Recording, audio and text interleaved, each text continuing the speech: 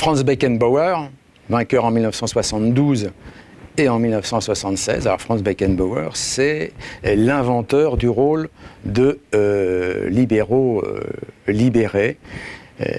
C'est un joueur d'une extrême élégance, avec un toucher de balle magnifique, et c'est un des plus beaux joueurs qu'on ait jamais vu évoluer sur un terrain de football. Alors, en plus, un très très grand charisme, une très grande autorité, un homme implacable, extrêmement ambitieux, et ce n'est pas pour rien qu'on l'appelle, et il a bien mérité ce surnom, le Kaiser.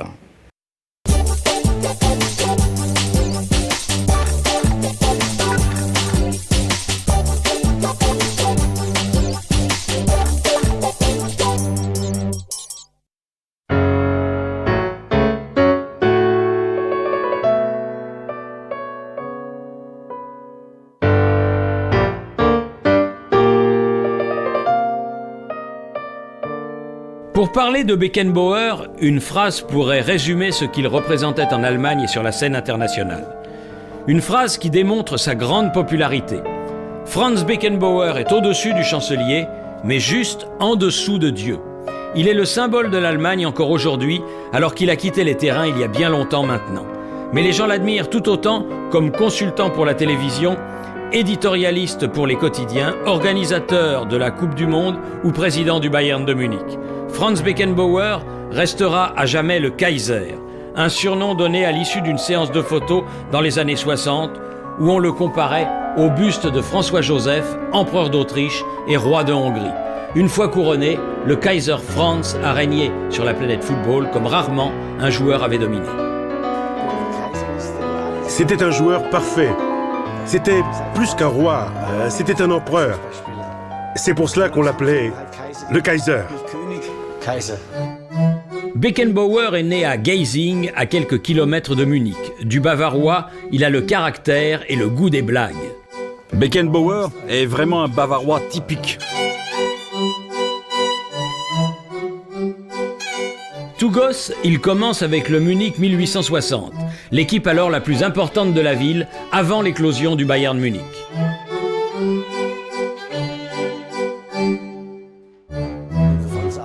Franz et moi, nous avons grandi dans la rue. Et c'est là que nous avons commencé à jouer au foot. Franz représente l'exemple typique que l'on peut devenir un très grand joueur en partant de la rue. Il commence son apprentissage comme avant-centre, mais s'en va du Munich 1860 le jour où il reçoit une gifle d'un technicien qui veut lui donner une bonne correction. Franz passe au Bayern. C'est là qu'il affine sa technique déjà extrêmement développée, et il fait ses débuts en Bundesliga au cours de la saison 65-66. Le 18 septembre 1965, il inscrit son premier but face à Karlsruhe.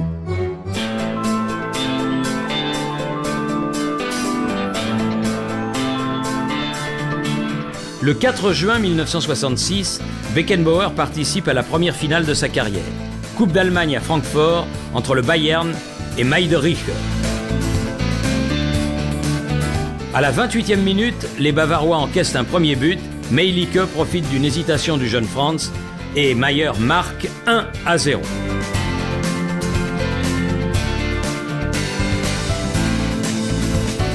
La réponse ne tarde pas, 3 minutes plus tard, Oldhauser égalise de la tête.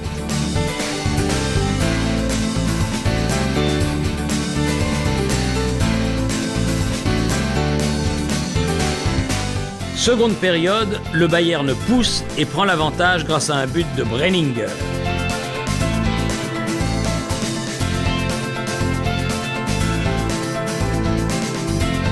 Mais Meidericher revient dans la partie à la faveur d'un penalty. Heidemann le transforme, 2-2. Incroyable dénouement. Le Bayern a lui aussi l'occasion de marquer un nouveau but sur penalty. Brenninger ne se fait pas prier.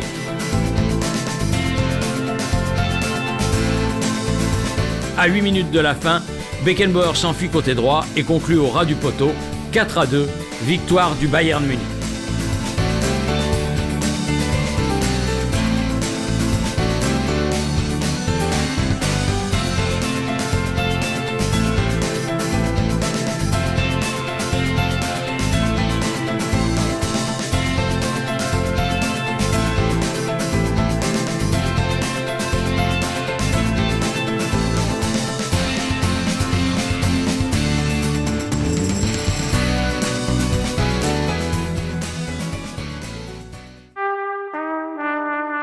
Ce succès en Coupe d'Allemagne est le début d'une longue carrière pour Franz Beckenbauer. Un trophée qui en appelle d'autres, mais sa position sur le terrain va rapidement changer. Franz aime jouer arrière latéral, mais en sélection, où il brûle les étapes, l'entraîneur Helmut Schön entend exploiter au maximum sa palette offensive et sa forte personnalité et le repositionne au milieu du terrain. Le jeune Franz répond présent à son poste et lors de la Coupe du Monde 1966, où l'Allemagne de l'Ouest ne s'incline qu'en finale contre l'Angleterre. Il est désigné comme le meilleur milieu de terrain du tournoi. La Coupe du Monde 70 au Mexique met en lumière un Beckenbauer d'une carrure extraordinaire, même si l'Allemagne n'atteint pas la finale. La star allemande inscrit un but en quart de finale contre l'Angleterre. En demi-finale contre l'Italie, le Kaiser s'affiche comme une star. Un des matchs du siècle, certes pour son résultat, 4-3 pour l'Italie, mais surtout parce que Franz joue blessé. Il marque les esprits en jouant avec le bras en écharpe, la clavicule cassée à la suite d'un choc. Mal en point, le Kaiser ne veut pas abdiquer. Il serre les dents et continue à faire étalage de sa classe comme si de rien n'était, comme si la douleur n'existait pas. Cette image est entrée depuis dans l'imaginaire collectif et contribue à alimenter la légende du Kaiser. Un joueur comme Beckenbauer, même à 60% de ses possibilités, eh bien tu le gardes sur le terrain parce qu'il montre l'exemple. Et il peut encore donner des ballons décisifs. Mais, disons-le, ce n'est pas parce qu'il était blessé que nous avons gagné. Ça, il faut le rappeler. 4 ans après, arrive la Coupe du Monde dans son pays. C'est l'occasion rêvée de remporter enfin le trophée. Beckenbauer est le meneur d'hommes de l'équipe, il rassure, tranquillise, mais surtout il décide.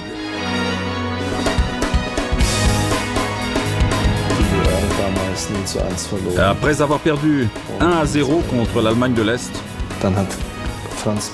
Franz Beckenbauer et Gerd Müller ont pratiquement organisé un coup d'État. Et ils ont pris les rênes de l'équipe. L'entraîneur n'était plus Schön, mais eux deux. Et il faut dire que ça a très bien marché comme ça.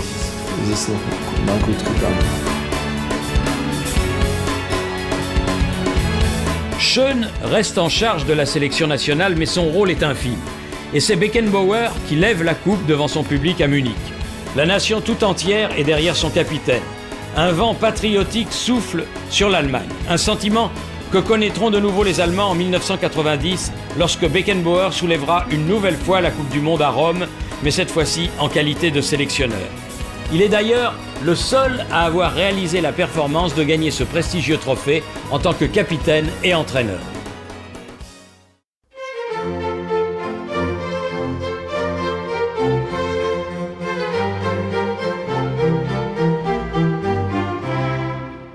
Le Beckenbauer qui triomphe en 1974 est désormais un joueur en pleine maturité, qui a offert une interprétation originale du rôle de libéro. Moteur de l'équipe plutôt que dernier défenseur, metteur en scène en retrait doté d'un bagage technique exceptionnel, capable d'adresser de longues balles millimétrées ou de créer le surnombre devant pour marquer des buts.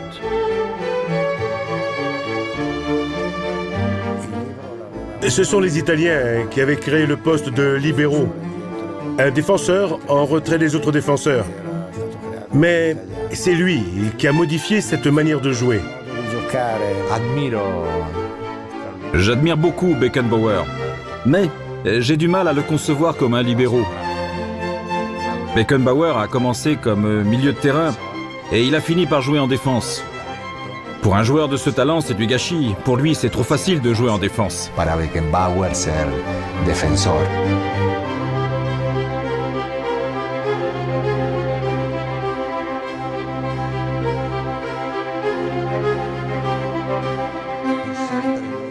Nous ne sommes pas toujours très doués techniquement, nous les défenseurs.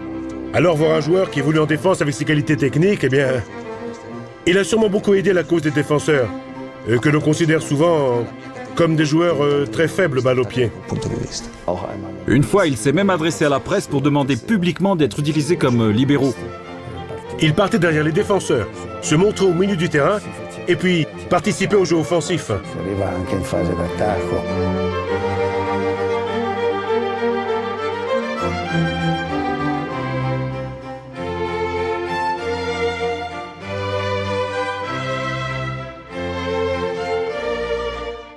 Avant l'affirmation de Beckenbauer, le football allemand n'a jamais eu de joueur doté d'un tel charisme. Le Bayern Munich a en plus la chance à cette époque de disposer de grands joueurs dans son effectif, dont Sepp Maier et Gerd Müller. Une formation qui va s'affirmer petit à petit dans son pays, mais aussi en Europe. Une période de domination pour le Bayern Munich.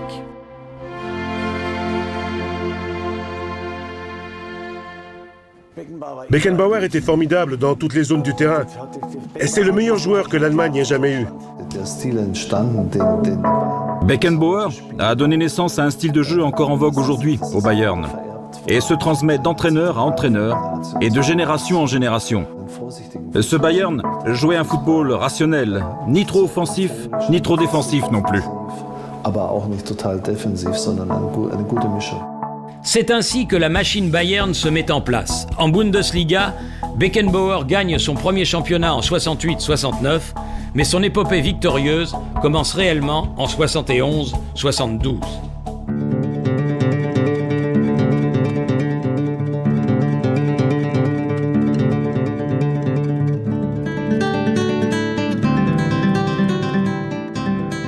Troisième journée, le Bayern affronte l'Eintracht Braunschweig sur son terrain.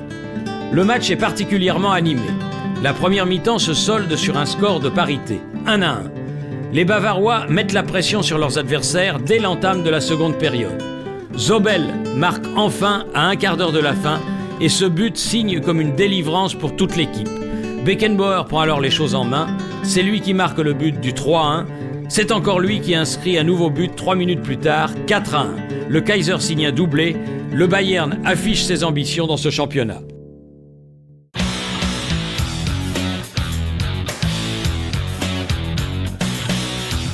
Mais à la trêve, c'est Schalke 04 qui vire en tête. Le Bayern réussit une folle remontée et dans la foulée, l'Allemagne... Il me semble que cette année-là, le Bayern n'a jamais perdu. Ça a été notre plus belle année. Nous n'avons jamais joué aussi bien.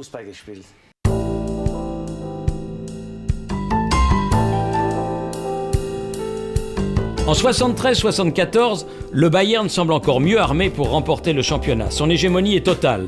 11 points séparent la formation de Beckenbauer de son poursuivant Cologne.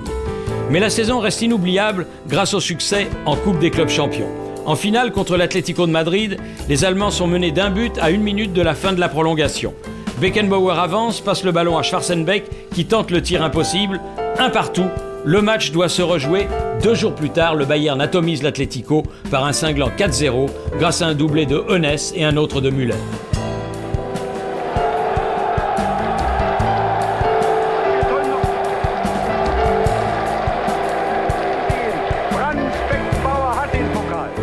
En 1975, le doublé championnat-Coupe des clubs champions se répète. Le Bayern est l'équipe la plus forte du continent et elle le confirme encore en 1976 avec sa 3e victoire consécutive en Coupe des clubs champions, cette fois-ci contre l'AS Saint-Étienne, imitant ainsi la performance de l'Ajax de Cruyff. Mais le cycle de victoires prend fin, juste le temps de conquérir un dernier trophée en 1976 avec la conquête de la Coupe intercontinentale. Beckenbauer remporte par la même occasion son 2e ballon d'or et s'envole vers un nouveau défi. Comme Johan Cruyff, son principal adversaire de l'époque, il prend la direction des États-Unis. Il rejoint le Cosmos de Pelé, gagne, puis revient en Allemagne pour terminer en beauté sa carrière à Hambourg. Et bien que son temps de jeu soit réduit, il gagne pour la 5e fois la Bundesliga, un trophée de plus dans la longue carrière de Beckenbauer. Mais c'est surtout avec le Bayern qu'il a atteint les sommets. Beckenbauer est devenu un synonyme du Bayern, une drôle de coïncidence pour un club qui a été fondé par un prénommé Franz.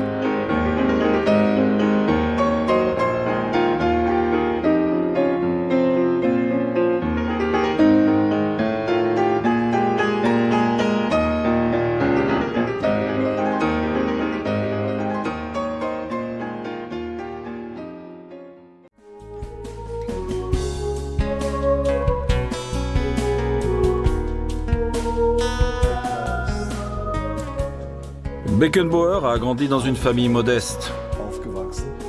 Son père était facteur, sa mère femme de ménage. Il vivait dans une maison très simple, dans le quartier de Geising, aux environs de Munich. Il n'avait, figurez-vous, même pas de toilettes individuelles. Elles étaient communes à l'étage. Beckenbauer a une enfance pauvre, mais heureuse. Heureuse parce qu'il jouait beaucoup au football, dans la rue.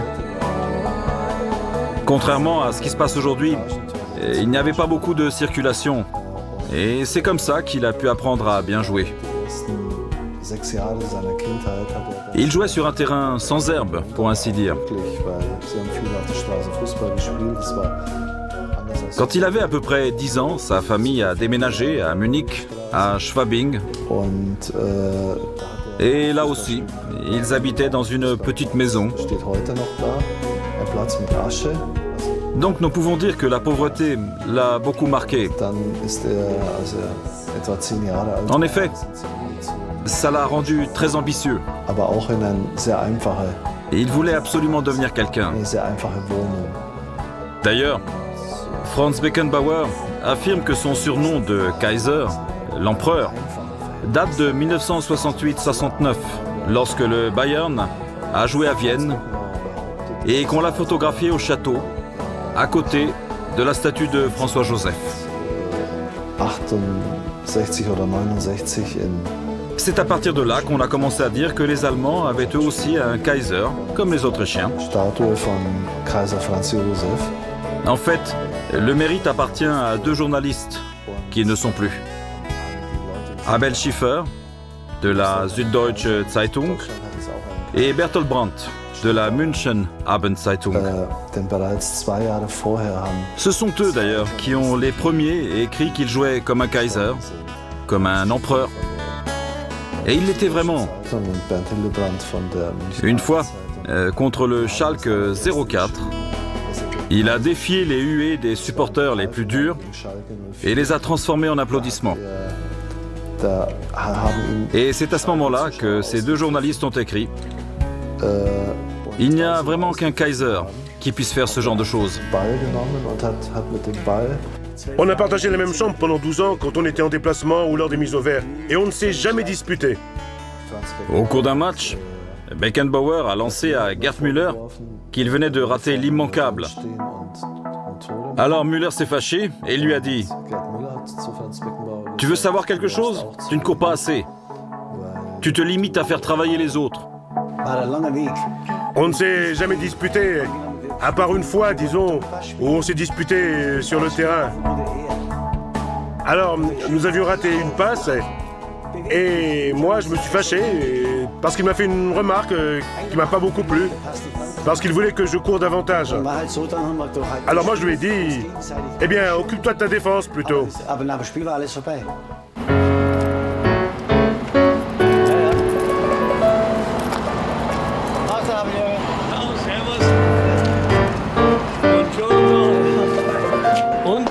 Alles okay. Heute Abend, das machen wir schon. Alles klar. Du schreiben, da kommt. Je suis venu à Munich dans les années 70. Et là, j'ai connu Gerd Müller et je me suis lié d'amitié avec lui. À l'époque, je travaillais dans les hôtels où j'étais serveur. Et donc, grâce à lui, je suis entré dans le milieu du Bayern de Munich. Bien qu'étant supporter du Munich 1860. Et puis en 86, j'ai ouvert mon restaurant et Gerd Müller m'a aidé en m'amenant les champions que l'on voit affichés sur les murs. Beckenbauer est déjà venu 2 ou 3 fois chez moi. Et nous jouons aussi au golf ensemble. C'est une personne normale, simple. C'est quelqu'un qui sait manger, qui sait se comporter et qui apprécie la bonne cuisine. Jusqu'à présent, le Bayern est venu ici avec Giovanni, Hitzfeld, Riegel, et il a toujours eu de la chance. Maintenant, ce n'est pas parce que je leur donne à manger, mais on ne sait jamais, peut-être que ma cuisine les aide un tout petit peu quand même. La nostra cucina aiuta molto, ecco.